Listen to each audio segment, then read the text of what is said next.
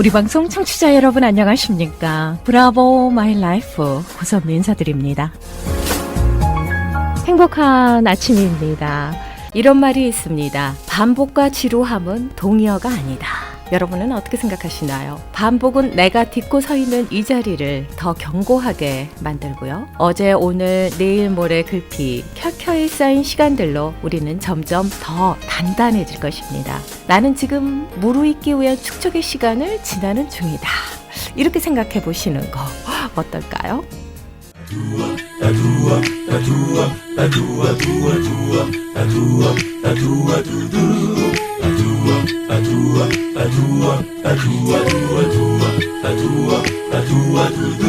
브라보 마이 라이프 함께하고 계십니다. 이 시간은 서울 메디컬 그룹 단독 제공입니다. 자, 오늘도 여전히 서울 메디컬 그룹의 재정이사이자 내과 전문의 한경모 박사님 자리해 주셨습니다. 인사드릴게요. 안녕하세요. 네, 안녕하세요. 반갑습니다. 네, 참으로 반갑습니다. 네. 네. 아쉽게 올해는 정신없이 지나갔는데 네네. 또 새해를 맞이하게 생겼네요. 네, 맞습니다. 그래서 우리가 아침마다 또 새로운 태양이 떠오르듯이 네. 또 한 해 한 번 1년 새로운 해가 또 떠올라서 네네. 또 우리에게 어떻게 보면 기회를 주고 네. 또 활기차고 희망찬 또 새해를 맞이할 수 있게 될 것 같습니다. 뭐 향수랄까 또 돌아보는 또 추억이랄까 또 이런 무드로 한번 좀 와. 해보려고 그래요. 예. 향수라고 말씀하시니까 이 단어 하면 떠오르는 게 네. 그 아련한 추억들, 그렇습니다. 어렸을 때 자랐을 예, 예. 때의 고향, 뭐 그런 것들이 떠오릅니다. 친구, 뭐 이런. 그렇습니다. 예. 예. 그런 얘기를 좀 해보고 싶은 거죠. 너무 우리 좋습니다. 감성을 좀 건드릴 수도 있고. 감성을 터치해 주십시오. 예. 예, 기대하겠습니다. 예. 근데 이제 우리가 이 프로의 이름이 참 저는 좋아요. 네. 브라보 My 마이 Life. 라이프. 예. 네. 브라보가 정확히 뭔지 잘 모르겠지만 하여튼 뭐 우리 예. 예. cheers 했더니 그렇죠. 예. 그런 뜻이겠죠. 맞습니다. my life. life라는 것 정말 생명이라고도 할 수 있고 생활이라고도 할 수 있지 않습니까? 네. 근데 영어에는 그 좀 차이 life하고 living도 있지만 우리는 말에는 생명 생활이라고 하지만 어쨌든 간에 우리가 심찬 생활 네. 예, 그런 제목이 있는데 저는 또 누가 붙여줬는지 이게 시니어 인문학이다 뭐 이런 말씀을 오. 해줬어요. 아, 이게 이게 시니어를 위한 프로그램이고 네. 근데 잘 제가 나와서 어울리세요. 이제 시니어 인문학에 대해서 좀 얘기를 해본다. 예, 그래서 우선 저 향수로 들어가기 전에 네네. 좀 뭐 인문학에 대한 말씀을 잠깐 먼저 하고 싶은데 네. 그래서 인문학에 반대되는 말이 뭔가 보니까 자연과학이겠더라고요. 자연과학이요? 예. 어허. 그러니까 예를 들어서 우리가 대학 들어갈 적에 옛날에 이과가 있고 문과가 있다 그랬어요. 그렇죠. 나눠졌었죠. 나눠졌었죠. 네. 그러니까 바로 이 문과에 해당되는 게 바로 인문학이고 이제 이과에 해당되는 것이 자연과학이다. 그렇다는 생각이 들어요. 네. 근데 제가 이제 의학과 시절에 처음에 이제 아마 강의였던 것 같아요. 다 같이 1학년 모여가지고 강의를 듣는데 교수님이 그런 말씀을 하신 것 같아요. 그러니까 의술은 예술이다. 아하. 그러니까 medicine is art. 네네. 이런 말씀을 했어요. 그래서 상당히 인상적으로 남았는데 그래서 그게 무슨 뜻일까 생각해 보니까 사실은 의학도 이과예요. 그렇죠. 예, 그래서 이거는 하나의 과학이라고 할 수 있지만 근데 의술은 꼭 그렇지만 않다는 거죠. 네. 그러니까 이런 자연과학 쪽이지만 여전히 인문학이 들어가는 이제 사람의 그런 그 인문학적인 면도 같이 커버할 수 있는 그래서 예술이라 그러는 것 같아요. 예술은 뭐 인문학이죠. 네. 그렇죠. 그래서 그러니까 이것이 사람을 그냥 신체적인 건강만을 관심하는 게 아니고 또 정신적인 건강과 이런 게 아울러서 그러니까 전인적으로 우리가 케어할 수 있는 거라 해서 아마 그런 게 아닌가 네. 그런 생각이 들었어요. 맞습니다. 박사님 말씀 듣고 보니까 정말 몸과 마음의 건강을 위해서 또 이렇게 치료해 주시는 닥터분들이시잖아요. 예, 예. 몸과 마음도 터치해 주고 예. 또 치료해 주는 그런 닥터들이시기 그렇습니다. 때문에 예. 의술은 예술이다. 저는 충분히 공감이 가는데요. 예, 저도 아주 공감을 했어요. 네네. 그래서 오늘 이제 인간 해부학을 잠깐 또 말씀드리려고 그래요. 네네. 그러니까 이거는 신체 해부학을 말하는 아나토미 소위 말하는 네. 그 해부학을 말하는 게 아니고 인간 자체를 어떻게 돼 있나 하는 그런 해부학으로 생각을 해보면 네네네. 우리 사람이 영과 혼과 육으로 돼 있다고 그런 말씀드리고 싶은 거죠. 네네. 근데 이것은 사실은 의학에서 하는 말은 아니에요. 예. 그러니까 우리 그리스에 뿌리를 둔 현대 의학은 사실은 정신과 그냥 육체가 있다 이렇게 하죠. 네네. 예, 그렇지만 이것은 근데 이제 재밌는 것은 이 그리스 헬레니즘 쪽에서 현대 의학이 나오기 시작했지만 네. 그 말은 그 헬라 말이 아닙니까? 그리스 말. 네네. 그 헬라 말에는 영이라는 말이 있고 혼이라는 말이 있고 육이라는 말이 있어요. 네. 예, 따로. 그래서 영을 누마라고 그러죠. 누마. 누마. 예, 누마라는 거는 금호 누마 타이어 이런 공기란 뜻이에요, 이게. 어허. 그래서 이제 그 영이 바로 공기란 뜻이죠. 네네네. 그래서 영은 보이지 않지만 공기같이 존재하는 그것이 영이라는 그 말의 뜻인데 푸뉴마하고 다른가요? 푸누마를 말씀드립니다. 푸누마. 예. 예, 그래서 혼이라는 말도 있고 육이라는 말도 있어요. 육은 뭐 바이오라고 해야 될까요? 소마라고도 하죠. 소마. 소마. 그러니까 그리스 말에 이게 다. 네. 근데 이렇게 말이 있다는 거는 그게 그런 게 있다는 거예요. 또 그렇죠. 한자어도 굉장히 뜻글자지요. 네네. 근데 한자어에도 분명히 영과 혼과 육이라는 글이 있어요. 네. 있다는 말은 그것이 이런 문자에서 그렇게 오래된 고전의 그 문자가 있다는 거는 그 사실이 있다는 그런 뜻이라고 말할 수가 있겠어요. 그래서 사람이 만물의 영장이다고도 하지 않습니까? 네네. 그래서 저는 이제 그래서 사람이 이렇게 세 부분으로 돼 있기 때문에 사실은 신체적인 건강과 네. 정신적인 건강뿐만 아니라 나아가서 영적인 건강까지도 케어할 수 있다면 그것이 진정한 의미의 전인적인 네. 의술은 예술이다가 된다고 저는 믿는 편이에요. 너무 그래서 깊은데요. 예. 근데 네. 마음을 또 한번 잠깐 얘기해 보자. 마음. 마음은 뭘까? 아까 말한 그 우리 예. 사람의 혼이라는 것에는 우리 인격이죠. 혼은 우리 인격 자체인데 그것은 세 부분으로 되어 있습니다. 지정의, 생각하고 네. 느끼고 우리가 결심한 의지. 네. 이 세 가지가 우리의 인격이고 그것이 우리의 혼입니다. 네. 그런데 마음은 또 뭘까? 어떻게 좀 차이가 있을까? 제가 알기로는 마음은 바로 이 혼의 세 가지 지정의를 다 포함하지만 조금 더 뭐가 더 있어요. 영 안에 있는 뭐가 더 함께한 이제 그것을 마음이라고 한다고 봅니다. 네. 그러니까 마음이라는 건 영어 heart고 네. 또 이제 스페니시 꼬라성이라 그래요. 그럼 왜 중남미 사람들은 그렇게 부르는 노래가 다 꼬라성이 안 들어가면 안 돼, 얘기가. 꼬라성. 꼬라성이 바로 하트예요. 그러니까 예. 사랑의 노래 이렇게 하면서 그냥 어허. 꼬라성이 많이 들어가요. 그러니까 그렇군요. 마음이죠. 근데 네. 이제 우리 신체의 심장도 우리가 하트라 그러지만 네. 역시 우리 마음도 하트라 그런다는 하트죠. 거죠. 네, 맞습니다. 그래서 이 마음이라는 것이 바로 하트, 꼬라성인데 근데 마음이 있는 건 너무 중요한 거죠. 사실 우리의 마음이 부드럽게 해야 되고 넓어야 되고 정말 마음으로 사실은 사랑하는 건 마음으로 하는 겁니다. 그렇죠. 단지 감정만 갖고 하는 것도 아니고 네. 마음으로서 누구를 사랑하기도 하고 또 믿는 것도 마음으로 믿는 거예요. 마음으로 믿기도 하고. 네. 근데 이제 한 가지 우리의 마음에는 이런 말씀이 있습니다.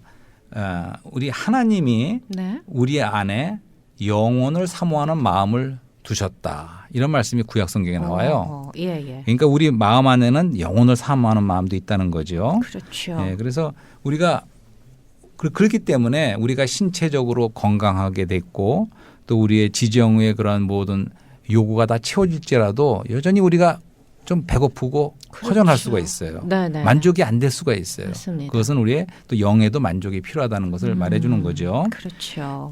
이런 거 한번 상상해 보자고요. 어떤 소녀가 향수로 돌아가는 겁니까? 이건 약간 그러세요. 예. 그래서 소녀가 예. 비가 막 오는 날 창가에 혼자 앉아 있어요. 어허. 그러면 어떨까요? 그 소녀의 마음이 좀 센때해지고 감성에 적겠죠. 마음이 그냥 좀 예. 이렇게 감성적으로 빈것 같고 되죠. 감성적으로 그렇게 되지 예. 않겠어요? 뭔가 그리워지고 막 비어 있는 것 같고 이제 그런 감정을 느끼는 것은 그 소녀가 꼭 뭐 사춘기라서 이성을 그리워하는 것도 있을 수도 있지만 그거 아니더라도 네. 뭔가 자신도 모를 뭔가 그리워해지는 그런 마음이 생길 수 있다는 거죠. 본능적인 거겠죠. 예. 그다음에 이제 나중에 저희 친구 얘기도 좀 할 텐데 중고등학교 때 아주 제일 친한 친구가 있었어요. 네. 근데 그 친구가 이제 제가 공항으로 어디 다른 나라 떠나는 날 나왔어요. 나와갖고는 자기가 이제 일기장을 전해줬어요. 일기장. 예. 친구가 일기장을 예, 자기가 최근에 박사님한테 쓰던- 줬다고요? 예. 그래서 이제 비행기 떠나는 이제 비행기 안에서 그걸 읽게 됐는데 그때가 저희가 뭐 한 17살 때죠. 네네. 근데 읽게 됐는데 그 안에 이제 이런 말이 있어요. 그 우수 경칩이 지나고 대지에는 비가 척척이 내리고 있다는 거예요. 그러니까 대지 위에 내리는 이 모든 비가 네. 내 마음에 다 내린다 하더라도 채워줄 수 없을 것 없다고. 같은 이런 허전한 마음은 이런 말을 쓴 거. 그래서 저 친구 이 친구가 이런 면이 있구나 하고 저도 깜짝 놀랐어요. 네.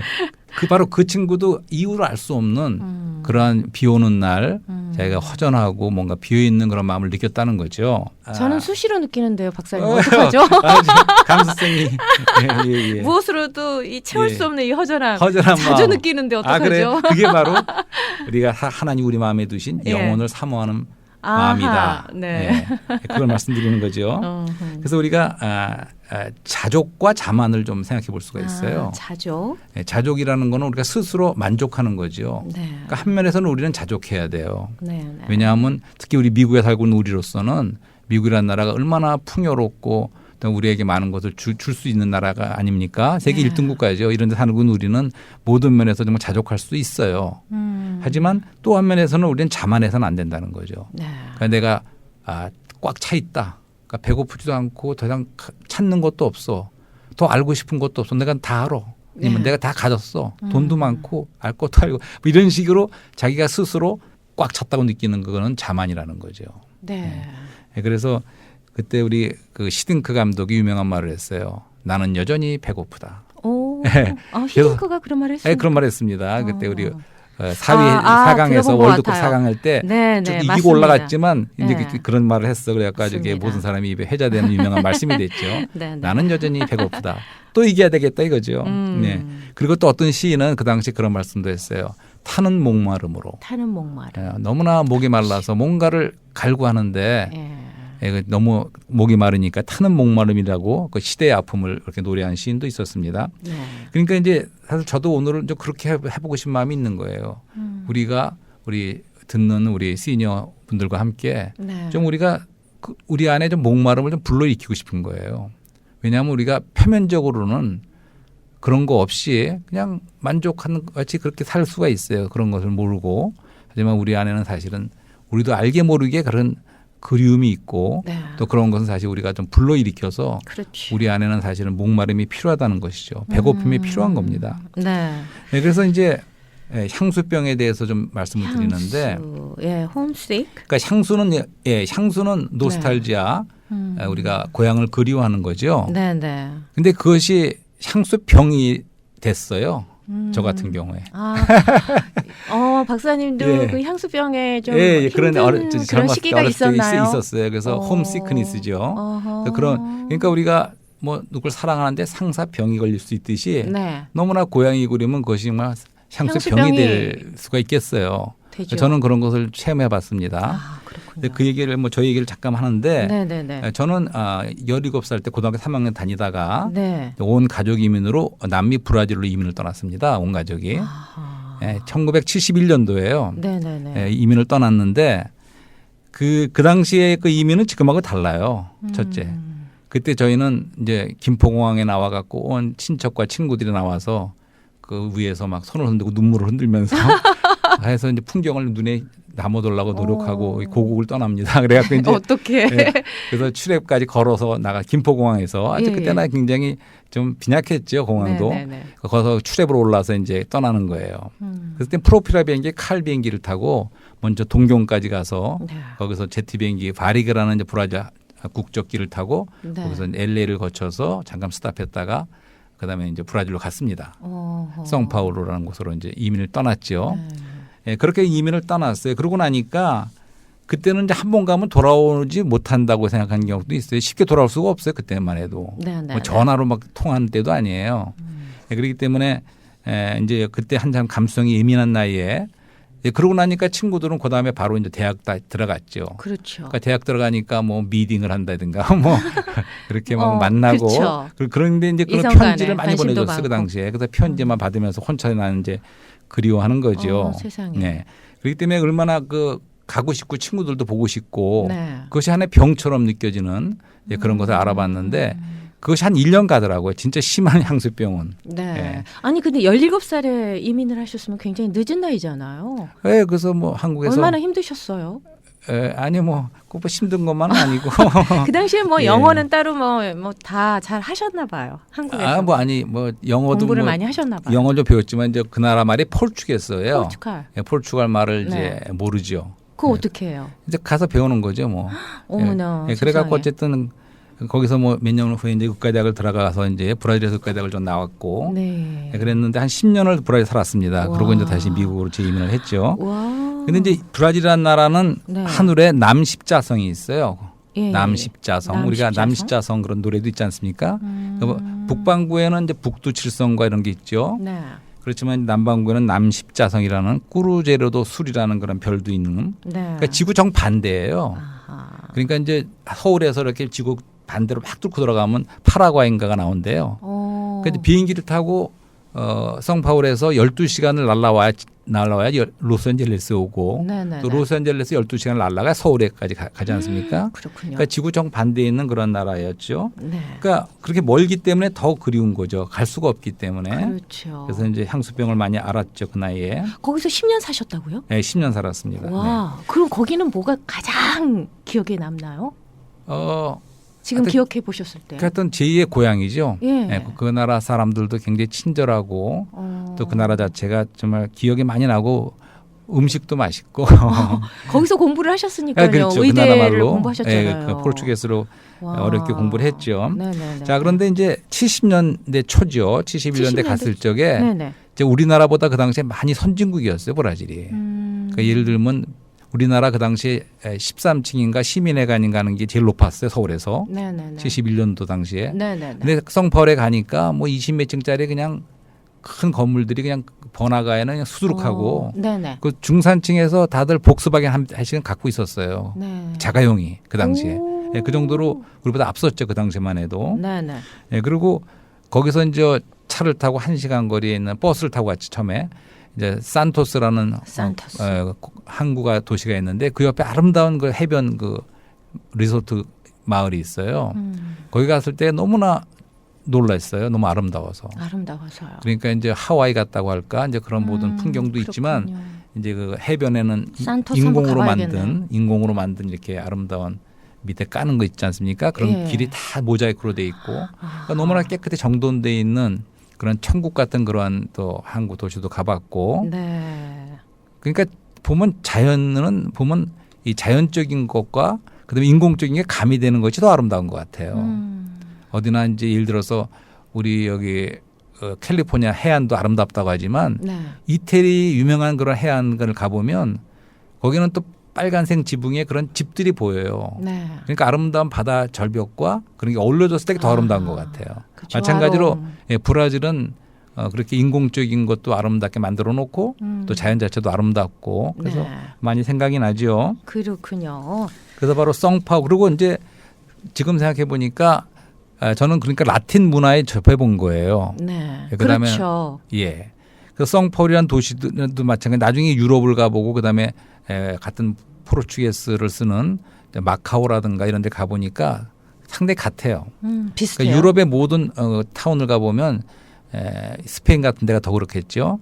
그러니까 중심에는 그 중심 그 카테드랄이라 그래서 성당 같은 게 하나 있어요. 네. 거길 중심으로 해서 플라자가 이렇게 길이 쫙 나는 거죠. 그런 모든 도시가 그런 식으로 돼 있는 그런 거를 다 보면서 네네네.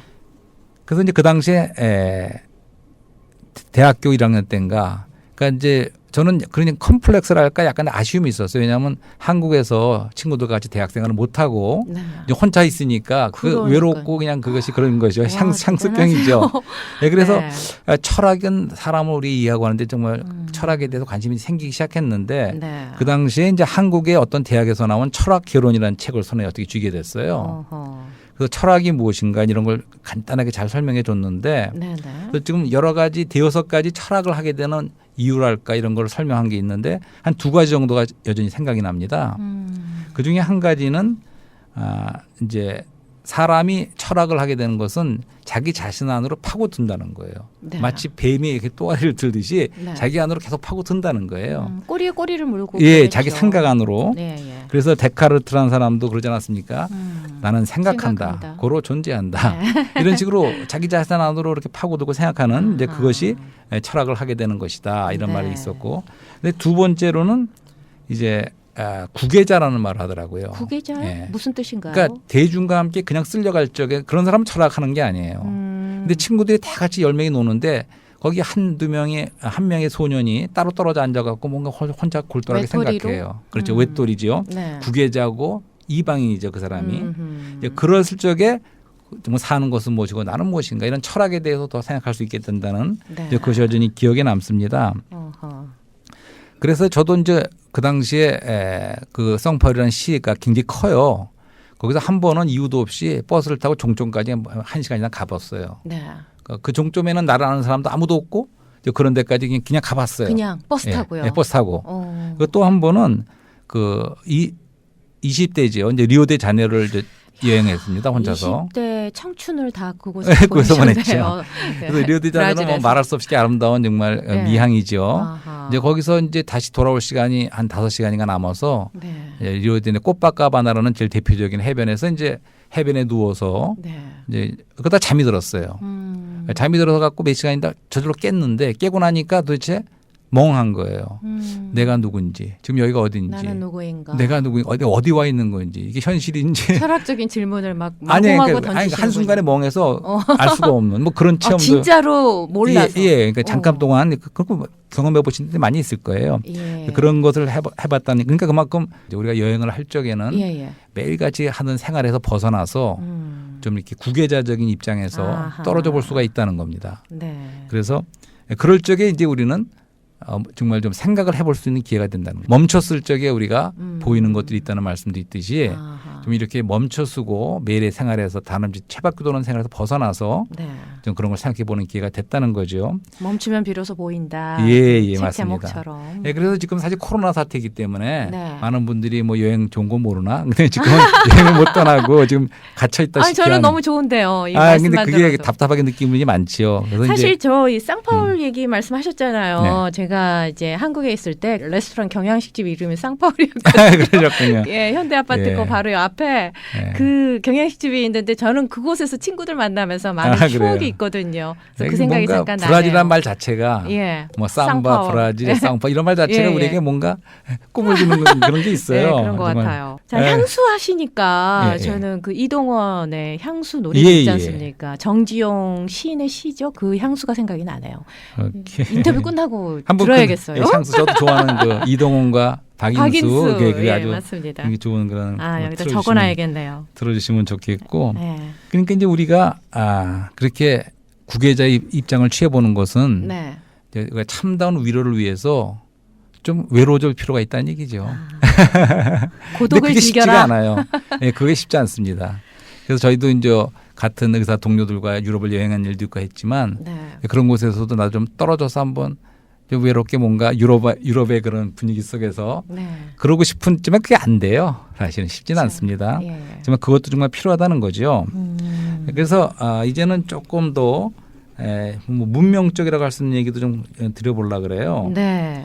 그래서 이제 그게 무슨 얘기냐면 이제 서양에는 큰 정신적인 두 기둥이 있다 그래요. 이게 헬레니즘과 헤브리즘이라고 그러죠. 네네네. 헤브라이즘. 그러니까 헬레니즘은 이제 그 네. 헬라의 그런 사상과 그런 걸 말하는 거죠. 그다음에 이제 헤브라이즘. 네. 그것은 이제 그 히브리적인 그 기독교가 포함되는 이제 네. 유일신 사상에서 나온 그런 히브리 종교, 히브리 사상, 히브리 문학 이런 걸 말하는 거죠. 그러니까 결국은 서양 안에 미국 사람이나 유럽 사람들에게는 뿌리 깊게 이제 그러한 사상과 문화가 있다는 거죠. 네. 그러니까 그리스의 영향을 받은 그러한 사상도 있고 철학도 있고 그다음에는 이제 그 기독교적인 아니면 유대적인 기독교적인 그런 사상도 이제 함께 자리 잡았다는 거죠. 네네네. 거기다 한 가지 더 이제 라틴, 롬에 관한 그러한 또 문명적인 것도 또 같이 있습니다. 그러니까 이제 그런 아까 말한 이제 브라질이라든가 포르투갈, 스페인, 뭐 이탈리 네. 이런 모든 나라들은 이제 언어도 라틴어고 그렇죠. 또 이제 그런 로마적인 문명도 있다는 거죠. 이제 거기서 오늘은 저는 히브리인에 대해서 조금 히브리인. 말씀드리려고 그래요. 히브리인. 네. 그 중에 이제 헤브라이즘 중에 바로 히브리라는 말에서 나왔죠. 그렇죠. 그 히브리인이라는 말을 씁니다. 히브리인. 히브리인. 예. 네. 처음으로 히브리라는 말을 들은 사람은 그 성경의 아브라함이에요. 아브라함. 우선 히브리라는 말의 뜻은 강을 건넌 자다. 강을 건넜다는 뜻입니다. 네네네. 그래서 아브라함이 사실은 그 바벨 쪽 갈대아 우르 쪽에 살다가 네네네. 그 하나님이 부르셔서 이제 유브라데스 강일 거예요, 그게. 그쵸. 그 강을 건너서 새로운 땅으로 나갔죠. 그러니까 그쪽에 먼저 살던 가나안족도 이볼 쪽에는 아브라함이 강을 건너온 자예요. 네, 그래서 네. 히브리인이다 이렇게 부른 거예요. 그런데 모세도 마찬가지예요. 그쵸. 모세 때 그 히브리인들이 그리고 히브리인의 하나님 이런 말을 하면서 모세도 히브리인이라고 불렸어요. 네. 그러니까 또 그쵸. 의미적으로 사실은 또 모세와 이스라엘 백성들이 애굽을 나와 애굽 출애굽을 해서 네. 그다음에 홍해를 건넜죠. 그러니까 홍해는 물론 바다지만 그걸 강으로 볼 수가 있어요. 강을 네. 건너는 거죠. 네, 그런 히브리인들이 됐다는 것이고, 그러니까 사실은 이 강을 건너는 것은 한 번 건너는 게 아닐 수가 있어요. 우리는 계속 사실은 강을 건넙니다. 강을 건너고 또 건너고. 근데 우리는 태평양의 강을 건너온 사람들이에요. 비행기 우리가 타고. 우리는 이해합니다. 예, 우리는 그쵸. 이민자들이고 예. 그 다음에는 강을 건넌 사람들이고.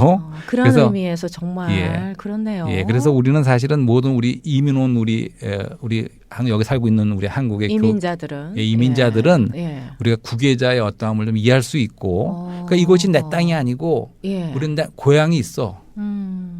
고향이 있습니다. 그러니까 향수가 있을 수가 있는 거죠. 물론 네. 요새는 제가 말씀드린 향수병처럼 앓지는 않을 것 같아. 네.